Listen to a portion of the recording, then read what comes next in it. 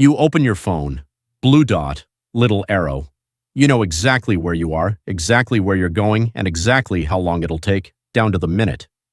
And if that phone dies, you're done. Completely done. Standing on a street corner, spinning in circles, asking strangers for directions like it's the 1400s. Now picture this instead. No phone, no signal, no paper map, no road signs. Just you walking across hundreds of miles of unmarked land, and somehow you know exactly where home is. That wasn't a superpower. That was just Tuesday for most of human history. So here's the actual question. If ancient humans had no GPS, no compass, no written maps for the vast majority of our existence, how did they not get lost constantly? How did entire populations migrate across continents, cross open ocean, and return to the exact same hunting grounds year after year without a single line ever drawn on paper? The answer is genuinely one of the most underrated feats of the human mind, and it's going to make your phone look embarrassingly lazy by comparison. Let's start with the biggest myth. The idea that ancient humans wandered around blindly, occasionally stumbling into somewhere useful by luck. That's completely wrong. Wayfinding, the ability to navigate without instruments, was one of the most sophisticated cognitive skills our ancestors ever developed. It wasn't guesswork, it was a full sensory system, built over generations, passed down like language itself. Here's the thing nobody tells you. Ancient humans weren't reading a map, they were reading the entire landscape as if it was one. Take the Aboriginal Australians. For over 65,000 years, communities crossed a continent with some of the most brutal, featureless terrain on Earth using something called songlines. These were oral tracks, literal songs that encoded the exact sequence of landmarks across a journey. A rock formation here, a dry creek bed there, a particular tree at a particular bend. Each verse of the song corresponded to a real physical location in the correct order for hundreds of miles. Sing the song correctly and you'd arrive exactly where you needed to be. Get a verse wrong and you'd miss a water source that might be the only one for 50 miles. This wasn't folklore, it was a functioning GPS system encoded entirely in memory and music. Now let's talk about the Polynesian navigators, because this one is almost impossible to believe without proof. These people crossed the largest ocean on the planet in open wooden canoes, no compass, no sextant, no charts, and found tiny islands that are essentially specks in an expanse of water bigger than every landmass on Earth combined. How?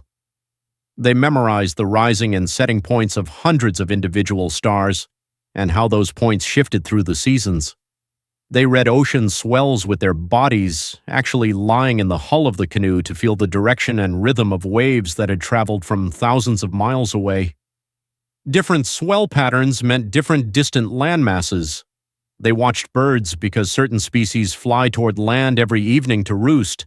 They read cloud formations because clouds behave differently over open water than they do near islands. Put all of that together and you have a navigation system built entirely from stars, water, wind, and instinct, accurate enough to find land across thousands of miles of nothing. Here's where it gets interesting. Modern researchers have tried to relearn these techniques from scratch, and it's brutally difficult.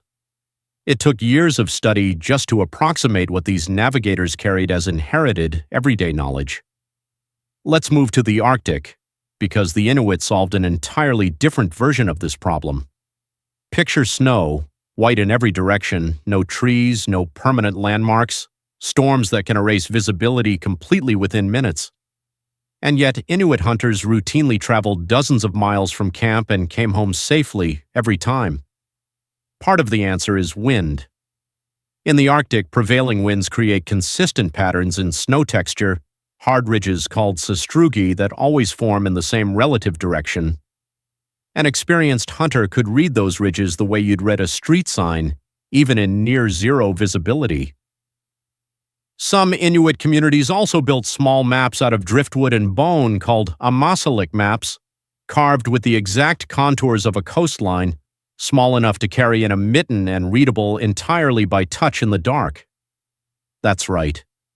Physical, tactile maps you could navigate by feel without ever needing to look at them. Now here's a pattern worth noticing. Every single one of these systems, the songlines, the star paths, the wind ridges, relied on something modern navigation completely erased. Deep, sustained attention to the natural world. Ancient humans weren't smarter than us in some abstract sense. They just had to actually notice things because their lives depended on it. And this brings us to something genuinely fascinating about the human brain itself.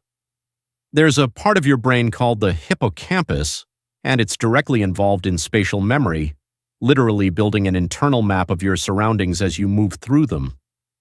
Studies on London taxi drivers who spend years memorizing the city's dizzying street layout without GPS found that their hippocampi were physically larger than average, denser in the region responsible for spatial mapping. The brain grows the tool it needs when you actually force it to work. Here's the uncomfortable part. Modern researchers studying GPS use have found the opposite effect. The more people rely on turn-by-turn navigation, the less engaged their hippocampus becomes, and some studies suggest regular heavy GPS use is associated with reduced spatial memory over time. We didn't just gain a convenient tool, we may have quietly let an ancient cognitive muscle start to atrophy. Let's be fair to the modern world for a second, because this video would be dishonest if it pretended ancient wayfinding was flawless. People did get lost. People did die from navigational failure, especially in extreme environments like open ocean or Arctic ice, where a single miscalculation was fatal. Wayfinding wasn't magic, it was a skill, refined over lifetimes, and it still had a failure rate. The difference is that failure meant death, so the systems that survived were brutally optimized by necessity. So why did ancient humans never get lost the way we assume they should have? Because they weren't navigating blind. They were navigating with a level of environmental awareness so complete that stars, wind, waves, snow texture, and plant patterns all became readable text. The wilderness wasn't empty to them. It was covered in information, and they had spent generations learning the language. We didn't lose that ability because we got dumber. We lost it because we built something that made it unnecessary, and that trade was probably worth it.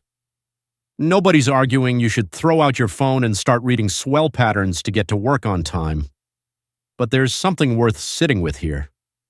Somewhere in your brain right now is a hippocampus built by evolution for exactly this task: mapping the world, remembering the way home, reading the environment as a language.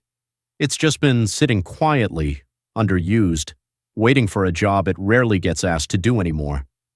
So next time your phone dies in an unfamiliar place and that small flicker of panic hits you, remember this. Somewhere in your ancestry, someone crossed an ocean using nothing but starlight and the feel of the water beneath them. You're not lost. You just forgot how to look.